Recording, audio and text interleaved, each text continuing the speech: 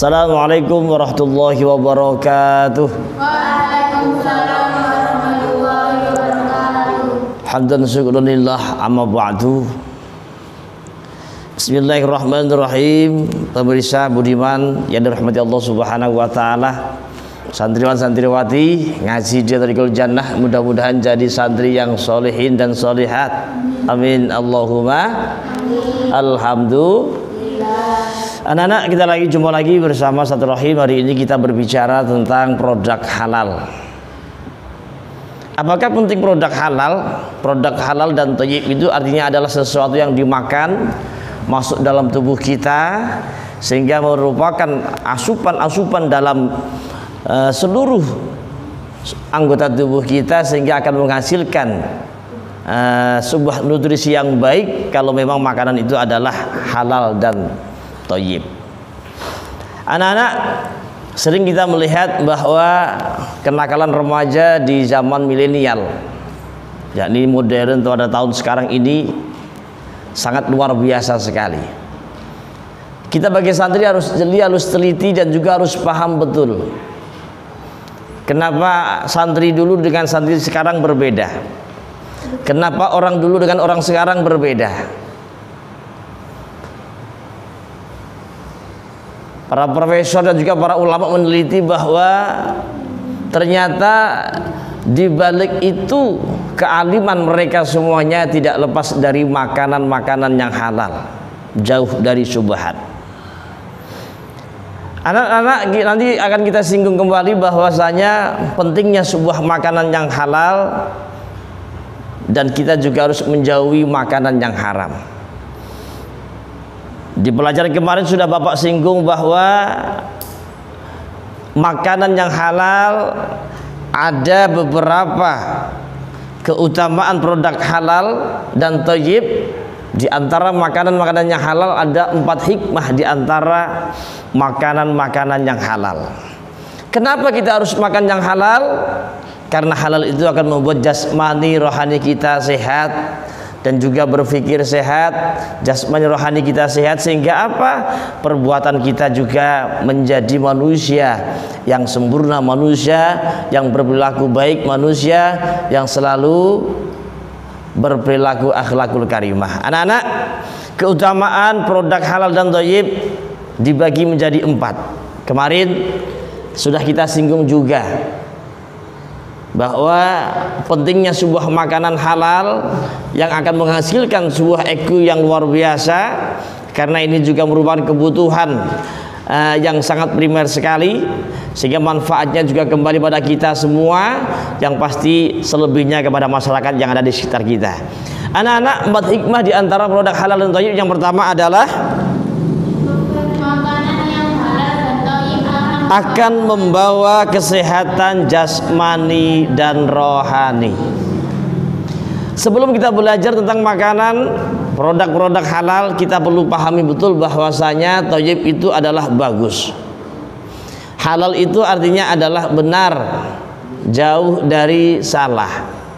Halal itu artinya adalah betul-betul makanan jauh dari najis.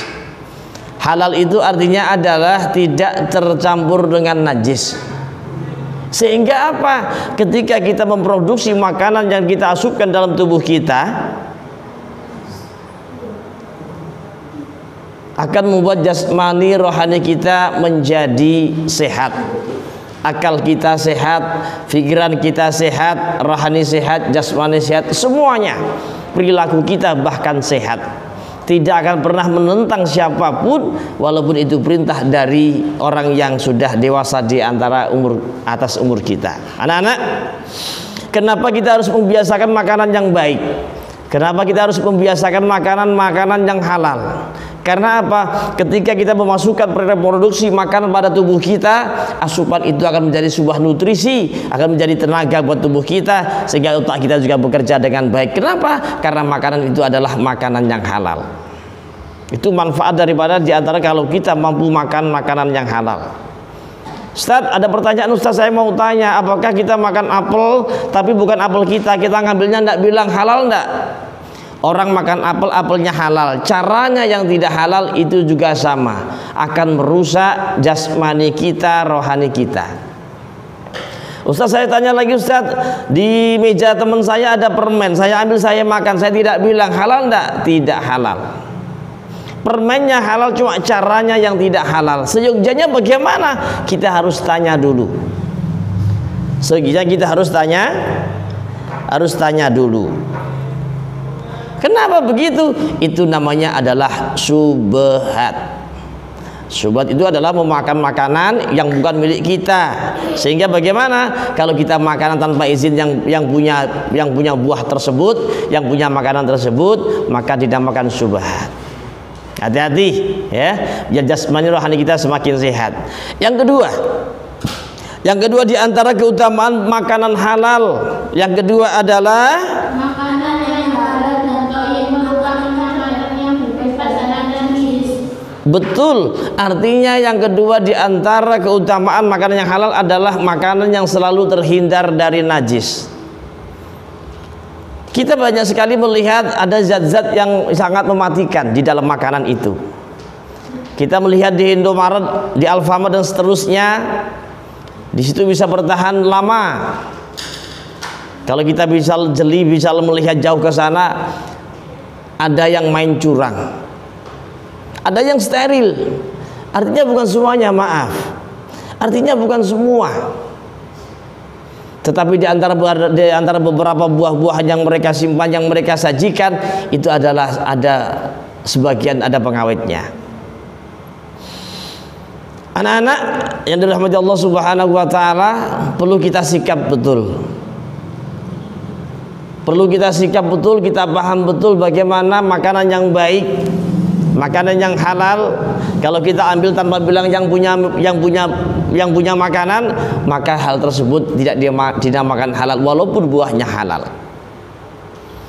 Keunggulannya apa kalau kita sering makan makanan yang halal? Otak kita cerdas, hafalan mudah, ucapan-ucapan yang kita ucapkan pasti tidak pernah kotor. Setiap perilaku kita pasti baik. Kenapa? Karena makanan-makanan yang masuk dalam tubuh kita adalah makanan yang halal. Hasil yang baik karena apa? Karena bibitnya juga baik. Hasil yang baik kenapa? Karena bibitnya juga baik. Contoh saja kalau kita menanam jagung, kalau kita pakai bibit yang unggul, pasti nanti tumbuhnya juga bagus. Pasti bagus. Kenapa? Karena bibitnya juga bagus. Karena bibitnya bagus. Kalau bibitnya bagus, maka akan menjadi bibit yang unggul. Jagung pun juga super. Luar biasa nanti hasilnya.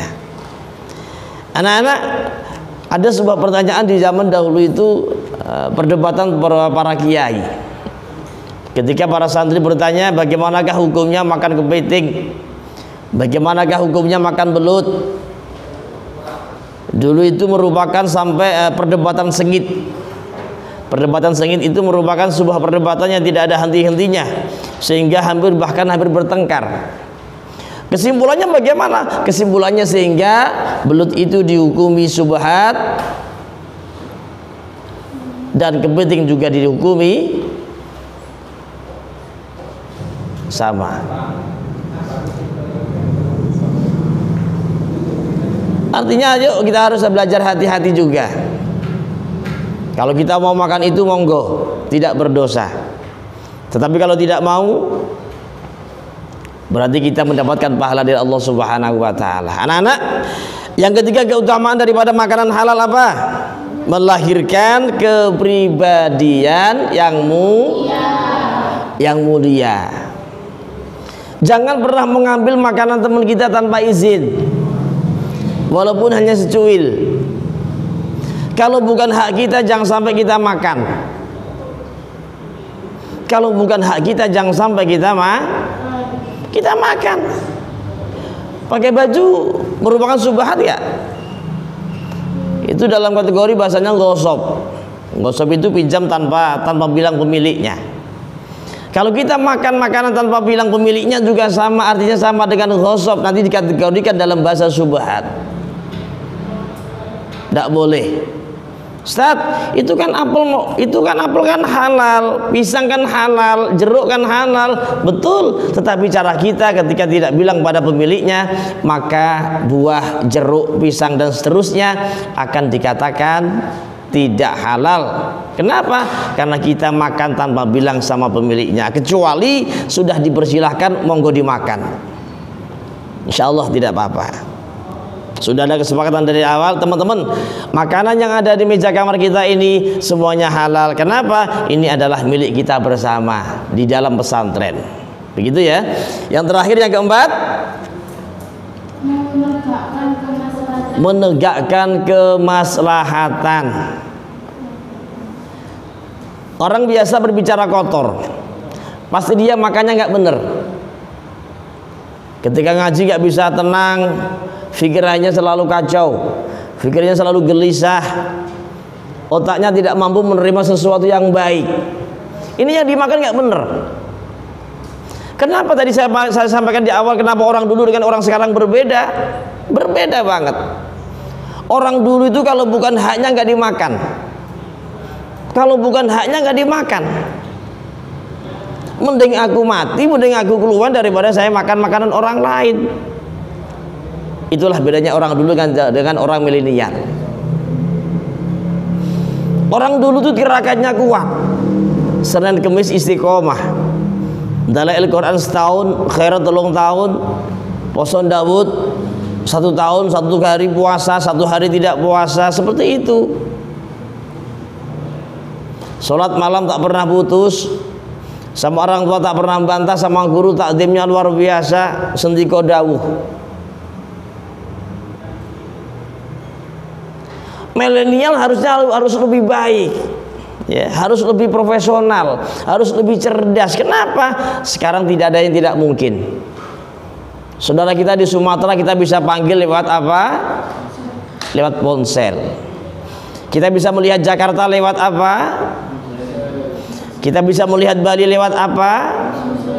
Ini milenial banget. Kalian sudah cerdas, lebih cerdas daripada orang dulu. Cuma dulu itu bedanya bagaimana? Orang dulu kontak batin, doanya pasti diijabahi oleh Allah Subhanahu wa taala. Kenapa? Karena saking wirainya. Wirai pun jogo panganan dari makanan-makanan yang subhat, dari makanan-makanan yang tercampur najis, dari makanan-makanan yang haram. Sehingga bagaimana? Yang dimakan selalu yang menjadi haknya, yang menjadi miliknya. Makan sesuai dengan kebutuhan saja.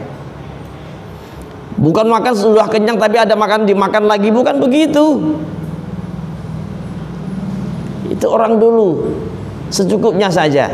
Selama tidak lapar maka dia tidak akan pernah makan. Niatnya tetap untuk beribadah kepada Allah Subhanahu wa ta'ala. Innamal a'malu binniyati. Makanan-makanan apapun semuanya harus didasari dengan niat. Anak-anak, itu tadi ada 4 bahasan yang kita bahas bersama. Di antara beberapa keutamaan makanan halal, yang pertama tadi mampu menyehatkan jasmani dan rohani. Yang kedua mampu apa?